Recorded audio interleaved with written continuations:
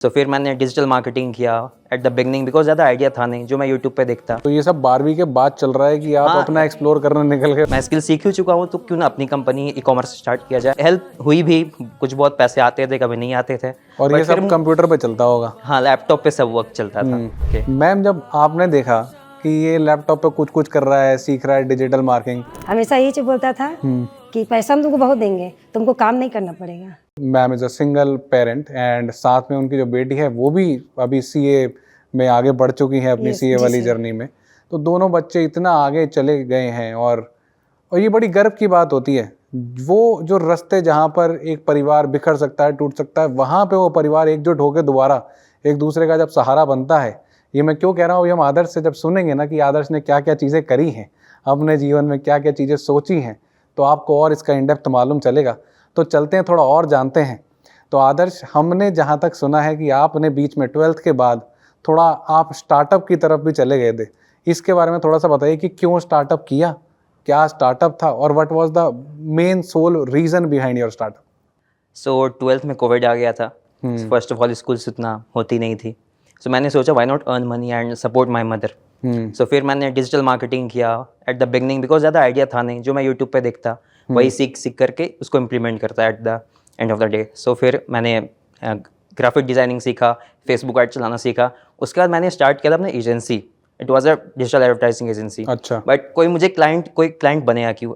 सही बात है। बिकॉज मतलब उनको चाहिए एक अच्छा पोर्टफोलियो इन द सेंस कि आप किस किस कंपनी के साथ वर्क किए हो। तो मैं जाता रीच आउट करता यूएस के कुछ कंपनीज को, तो बट वो बोलते कि no we want to work with reputed digital marketing agencies and we won't hire you. But मैं उनको बोला था कि मतलब it is not about reputation, I am new in the market, I have a name to make. So मतलब work कीजिए आप मेरे साथ बट फास्ट फॉरवर्ड। उसके बाद मैंने सोचा कि मैं स्किल सीख ही चुका हूँ तो क्यों ना अपनी कंपनी ई कॉमर्स स्टार्ट किया जाए। तो फिर मैंने अपना ई कॉमर्स स्टार्टअप लॉन्च किया जिसका नाम था आइकॉनिक शॉपर। इंस्टा पे भी अवेलेबल है। सो उस पर मैं बेबी प्रोडक्ट सेल करता था and in fact my complete interview was around that startup. So उसने बहुत हेल्प किया कन्वर्ट करने में मेरा कॉलेज। तो ये सब 12वीं के बाद चल रहा है कि आप अपना एक्सप्लोर करने निकल गए और डिजिटल मार्केटिंग में फेसबुक एड्स ये सब चला? सब कुछ मतलब 12th के बाद मतलब जितना हो सकता था यूट्यूब पे अवेलेबल कंटेंट, जितना भी मनी मेकिंग अपॉर्चुनिटीज हो सकता था मैंने। So the entire purpose was to create some money. Yes, to learn skills to create money to help my mother. So फिर मतलब हेल्प हुई भी, कुछ बहुत पैसे आते थे कभी नहीं आते थे। और ये सब कंप्यूटर पे चलता होगा? हाँ, लैपटॉप पे सब वर्क चलता था।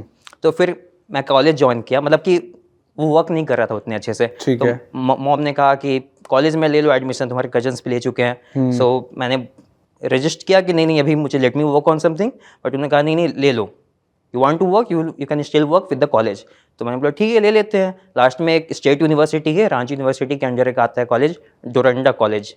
सो उसमें मुझे पता नहीं था कॉलेज के बारे में क्योंकि मैं तो कम्प्लीटली बिजनेस में डेल्व कर चुका था। सो मैंने बोला ठीक है जो कॉलेज है दे दो एडमिशन, ऐसे भी मुझे अपना बिजनेस चलाना है, मुझे कौन सा कॉलेज में जाके 95% लाना है। तो फिर मैंने मतलब कॉलेज ज्वाइन किया। उसके बाद कॉलेज में सेकेंड ईयर में मैंने सोचा कि चलो बैचमेट्स कोई को फाउंडर बना लिया जाए ताकि उनके साथ ही स्टार्टअप किया जाए। अब फिर किसी ने मुझे कहा कि यार अभी तुम्हें परफेक्ट आइडिया नहीं है, why not take the business degree. तो मैंने बोला अच्छा मतलब what is that to learn business. So उसने मुझे एमबीए के बारे में बताया, एमबीए के बारे में बताया। फिर मैंने अभी एमबीए कहानी बाद में आते हैं, पहले हम ये कहानी पूरी करेंगे। ओके। मैम, जब आपने देखा कि ये लैपटॉप पे कुछ कुछ कर रहा है, सीख रहा है डिजिटल मार्केटिंग, अब उस समय हमें तो एज अ पेरेंट नॉलेज होती नहीं कि बच्चा क्या कर रहा है, हमें तो यही लग रहा है लैपटॉप पे लगा हुआ कुछ कुछ कर रहा है।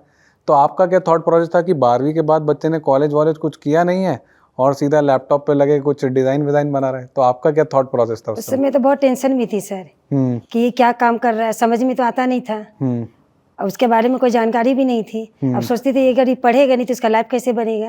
इतने संघर्ष में पढ़ाई हूँ, आगे चलकर ये क्या करेगा, बहन का भी शादी करना है, पैसा कहाँ से आएगा। बहुत सारे मन में विचार थे। इसको हमेशा बोलती थी ये काम नहीं करो, सिर्फ पढ़ाई पे फोकस करो, पढ़ोगे जॉब लगेगा तब तो शादी करेंगे, आगे पीछे तो कोई है भी नहीं। फिर ये बोलता था नहीं मम्मी देखो हम बहुत अच्छा से करेंगे, तुम केवल टेंशन मत लो, हम पैसा इतना कमा कर देंगे कि तुम सोचो कितना पैसा कैसे रखें, कहाँ रखें।